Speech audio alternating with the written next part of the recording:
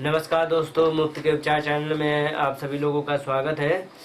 मैंने देखा है कि शुगर की अधिकता से तो समस्याएं हैं। कभी कभी शुगर कम भी पड़ जाता है, ब्लड शुगर लेवल कम हो जाता है, जिसे सामान्य 70 से डाउन हो गया।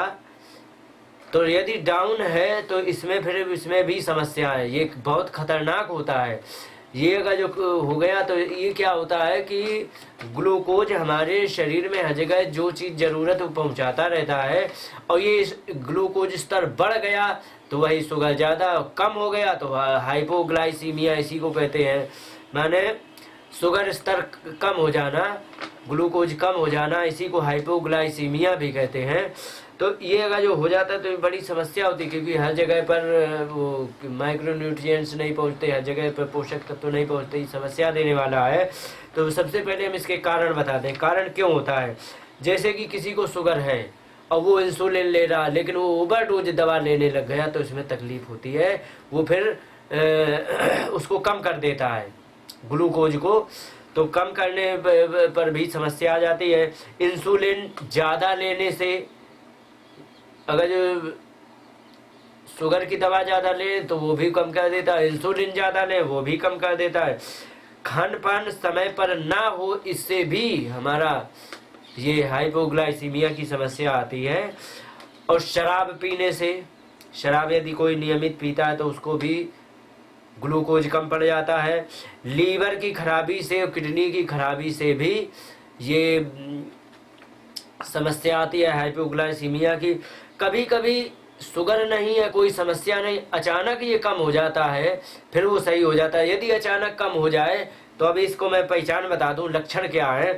शक्तिहीनता, एकदम शिथिलता आ जानी, कांपने लग जाना और पसीना आ जाना। कभी सोते सोते अचानक पसीना आ गया तो उसमें कई एक समस्या, लोग सोचते हमारा बीपी हाई हो गया, जबकि होता क्या है कि हमारा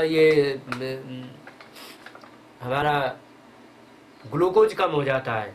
तो इससे भी हो जाता है।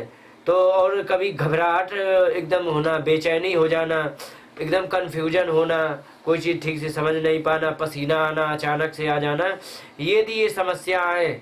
चाहे अच्छे हो चाहे बुरे हो, यदि आती है समस्या, यदि शुगर है या नहीं है, तो आप इसको भी अंदाज़ा लगाएं कि कहीं हमारा ग्लूकोज कम तो नहीं। यदि ग्लूकोज कम है तो इसके लिए क्या करें।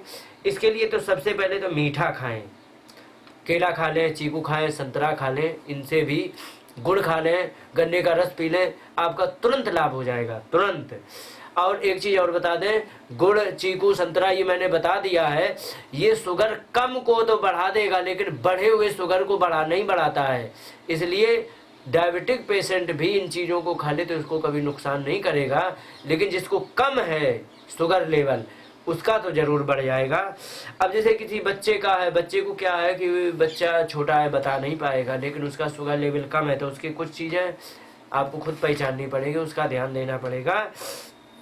बच्चा बिना वजह के रोने लग जाए, आप जान लीजिए कि उसका कहीं ये शुगर लेवल कम तो नहीं हो गया।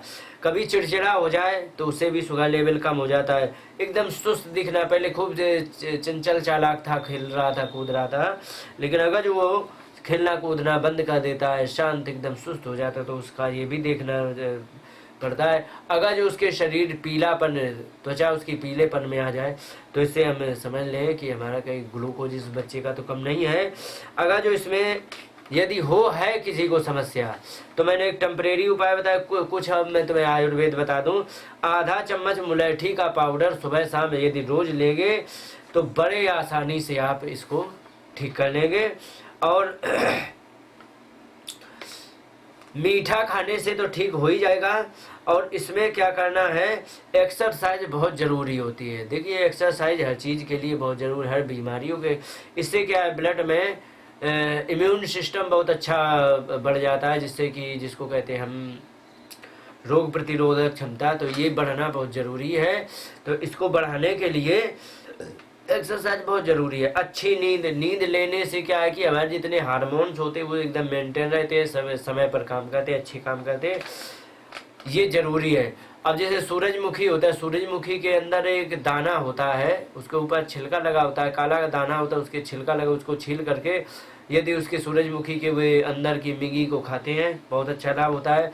पेठा माने कद्दू, वो एक पेठा जिसका बनता है, कुम्हड़ा भी कहीं कहते हैं, कुम्हड़ा, उसके बीज को अंदर से छील के उसका यदि खाते तो उससे भी बड़े आसानी से ग्लूकोज हो जाता है। यदि किसी को हाइपोग्लाइसीमिया की समस्या है, बड़े आसानी से आप ठीक कर सकते हैं। इन्हीं शब्दों के साथ बात को विराम देते हुए नमस्कार, जय हिंद।